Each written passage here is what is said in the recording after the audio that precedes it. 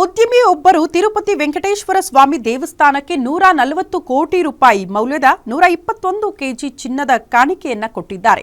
ಪ್ರಮುಖವಾಗಿ ಆಂಧ್ರಪ್ರದೇಶ ಮುಖ್ಯಮಂತ್ರಿ ಎನ್ ಚಂದ್ರಬಾಬು ನಾಯ್ಡು ಮಂಗಳವಾರ ಈ ಮಾಹಿತಿಯನ್ನು ಹಂಚಿಕೊಂಡಿದ್ದಾರೆ.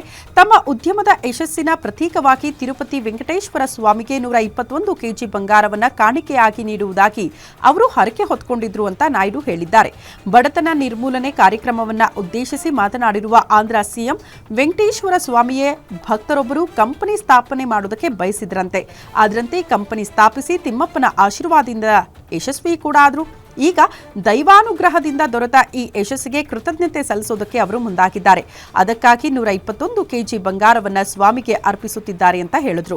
ತಮ್ಮ ಗುರುತನ್ನ ಬಹಿರಂಗಪಡಿಸುವ ಸಲುವಾಗಿ ಇಚ್ಛಿಸದ ಆ ಭಕ್ತ ತಮ್ಮ ಕಂಪನಿಯ ಶೇಕಡ 60ರಷ್ಟು ಷೇರುಗಳನ್ನು ಮಾರಾಟ ಮಾಡುವ ಮೂಲಕ ಸುಮಾರು 6,000ದಿಂದ 7,000 ಕೋಟಿ ರೂಪಾಯಿ ಒಳಗಡೆ ಗಳಿಸಿದ್ದಾರಂತೆ.